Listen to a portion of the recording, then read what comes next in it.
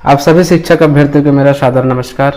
मैं हूं पीके साहू। मेरे YouTube चैनल में आप सभी का स्वागत करता हूं। तो साथियों, आज से हम शिक्षक और सहायक शिक्षक से संबंधित जो CDP है, EVS है, साइंस है, मैथ्स, इसका MCQs आपके सामने लेके आएंगे। तो इस 30 दिन के समय में आपको खूब प्रैक्टिस करना है। तो इसी प्रैक्टिस का पहला पार्ट्स मैं आपके सामने रख रहा हूं। तो साथियों, चलिए शुरू करते हैं। आज का पहला प्रश्न आपके सामने। तो साथियों, पहला प्रश्न आपके सामने इस प्रकार से है। पहला प्रश्न आपके सामने है, जब शिक्षार्थियों को समूह में किसी समस्या पर चर्चा का अवसर दिया जाता है तब उसके सिखाए। पहला प्रश्न आपके सामने है, जब शिक्षार्थियों को समूह में किसी समस्या पर चर्चा का अवसर दिया जाता है तब उनके सीखने का वक्र। यदि कोई बच्चे को आप जो है समस्या का चर्चा समूह में आप दे रहे हैं तो उसमें सीख रहे वो, तो उसको सीखने के वक्र किस प्रकार से रहेंगे, उनके किस प्रकार से सीखते रहेंगे। जैसे पहला ऑप्शन है आपके सामने रख रहा हूं मैं। पहला सामने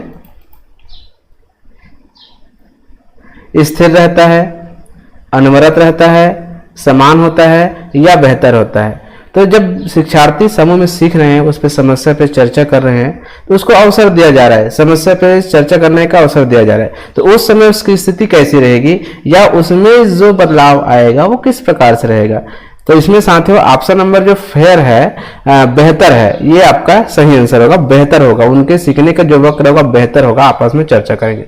नेक्स्ट क्वेश्चन आपके सामने है, निम्नलिखित में से कौन सा सीखने की शैली का एक उदाहरण है। पहला ऑप्शन है संग्रहण, दूसरा है तथ्यात्मक, तीसरा है स्पर्श संबंधी, चौथा है चाक्षुक।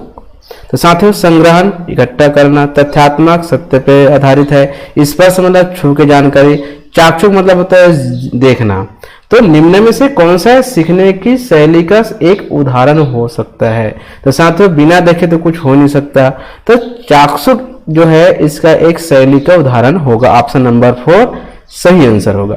नेक्स्ट क्वेश्चन आपके सामने रखते हैं, जब बच्चे प्राप्त की गई सूचना की व्याख्या करने के लिए अपने अनुभव के आधार पर सोचते हैं तो उसे खाली स्थान कहा जाता है। जब बच्चे प्राप्त की गई सूचना की व्याख्या कर रहे हैं लेकिन उसमें अनुभव के आधार पर उसमें सोच रहे हैं, जो प्राप्त सूचना है, जो कोई बच्चों को आप जो सूचना दे देते हो या उसको कुछ बता दिया जाता है तो उनकी व्याख्या करने के लिए खुद के अनुभव के आधार पर सोच रहे हैं या बता रहे हैं, तो उसे आप क्या कहेंगे। अमूर्त सोच कहेंगे, मूर्त सोच कहेंगे, प्रक्रियावादी सोच कहेंगे या सृजनात्मक सोच कहेंगे। तो साथियों, इसका आंसर कौन सा होगा। जैसे अमूर्त सोच की बात, अमूर्त मतलब होता है दिखाई ही नहीं देना, मतलब किसी टॉपिक पे वो अपना अनुभव बता सकता है जिसको दिखाई नहीं दे रहा हो, तो उसे अमूर्त सोच कहेंगे। उसी प्रकार से मूर्त सोच होता है जिसमें ठोस अवस्था होती है, जो दिखाई देता है, प्रत्यक्ष होता है। प्रक्रियावादी मतलब ये रिएक्शन है, मतलब वो जैसे आप बोलेंगे तुरंत उसका रिएक्शन दे रहा है, उसे हम प्रक्रियावादी सोच कहेंगे। सृजनात्मक मतलब होता है किसी भी तथ्य पे आधारित वो अपना सृजन कर सकता है, उसे हम क्या कहेंगे, सृजनात्मक सोच कहेंगे। तो सीधी सी बात है साथ ही इसमें मूर्त सोच आएगा। मूर्त सोच इसलिए आएगा क्योंकि जो जानकारी है उसको सीधा प्राप्त हो रही है, सूचना प्राप्त हो रही, उसकी व्याख्या वो अपने अनुभव के आधार पर कर रहा है, इसलिए वो मूर्त सोच के अंतर्गत आएगा। तो ऑप्शन नंबर 2 सही आंसर होगा। नेक्स्ट क्वेश्चन देखते हैं, प्रतिभाशाली शिक्षार्थी है क्या होता है। अपसारी चिंतक होता है, बहिर्मुखी होता है, बहुत प्रश्नवी होता है या अभिसारी चिंतक होता है। तो सारे अभिसारी मतलब होता है केंद्रित होना, बहुत प्रश्नवी। तो सीधी सी बात है, प्रतिभाशाली शिक्षार्थी प्रश्नवी तो होते हैं, लेकिन ऐसा नहीं कि बहुत प्रश्नवी हो। बहुत परिश्रम कौन करते हैं, जो कम प्रतिभाशाली होते हैं।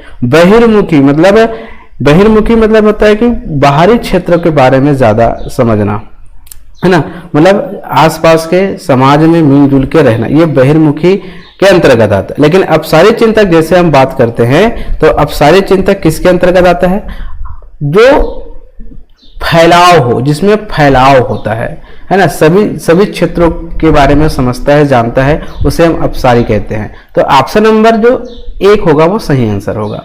नेक्स्ट क्वेश्चन देखते हैं, किस अवधि के दौरान विचार अमूर्त और आदर्शवादी हो जाता है। तो यहाँ पे देखेंगे शैशवावस्था। शैशवावस्था आप जानते हैं 2 वर्ष तक माना जाता है। प्रारंभिक बचपन आप देख सकते हैं 6 वर्ष तक माना जाता है। मध्य बचपन आप देखेंगे तो यहाँ पे 12 वर्ष उत्तर बाल्यावस्था तक के आता है। उसके बाद आप देखेंगे किशोरावस्था जो कि 18 वर्ष तक के आता है। तो अब इसमें कौन से ऐसे अवधि को आप देख रहे हैं जिसमें अमूर्त और आदर्शवादी हो सकता है। अमूर्त मतलब जो दिखाई ही ना दो उसके बारे में बता सकना, समझ जाना या तर्क लगा पाना। आदर्शवादी मतलब क्या होता है, जिसमें आदर्श हो, वो अपने बातों को समझने में या समझाने में सक्षम हो, इसको बोलते हैं आदर्शवादी।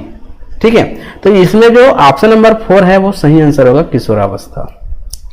नेक्स्ट क्वेश्चन हम देखेंगे, तो निम्नलिखित में से कौन सा विकास का सिद्धांत नहीं है। ऑप्शन नंबर 1, विकास तुलनात्मक रूप से क्रमिक होता है। विकास समय के साथ धीरे धीरे घटित होता है। विकास की सटीक गति एवं प्रकृति जन्म के समय ही निर्धारित हो जाती है। व्यक्ति अलग अलग गति से विकास करते हैं। तो यहाँ पे आप देखेंगे तो आपका ऑप्शन नंबर 1, 2 और ये 4, ये जो विकास के सिद्धांत के अंतर्गत आता है। लेकिन ये जो आप देख रहे होंगे ये वाला विकास की सटीक गति एवं प्रकृति जन्म के समय ही निर्धारित हो जाती है, तो ये विकास के सिद्धांत नहीं है। जन्म के समय ही निर्धारित नहीं होता, ये इसका एक सिद्धांत है, धीरे धीरे चलता है, क्रमिक रूप से चलता है। तो ये जो 3 दिख रहा है आपको, ये बिल्कुल सही है। जो तीसरा नंबर का है वो इसके अंतर्गत, इस सिद्धांत के अंतर्गत नहीं आता। तो ऑप्शन नंबर 3, विकास की सटीक गति एवं प्रकृति जन्म के समय निर्धारित हो जाती है, is the right answer. Next question देखते हैं, अनुमानसिकता को सामाजिक संरचना माना जाता है। गत्यात्मक, स्थिर, प्राथमिक या गौण। तो साथियों इसका आंसर हो जाएगा ऑप्शन नंबर 2, स्थिर। नेक्स्ट क्वेश्चन देखते हैं, निम्न में से कौन सा कारक समाजीकरण का प्राथमिक कारक नहीं है। प्राथमिक मतलब सीधा जुड़ा होना, है ना, परिवार, आस पड़ोस, समकक्षी, सरकार। अब देखेंगे समाजीकरण में सीधा सीधा जो है देखेंगे प्राथमिक कारक परिवार से सीधा जुड़ सकते हैं, आस पड़ोस से सीधा जुड़ सकते हैं, समकक्षी, लेकिन सरकार से हम सीधा जुड़ नहीं सकते। तो सीधी सी बात है, ये सरकार इसका सही आंसर होगा, ये द्वितीय कारक होगा, सरकार।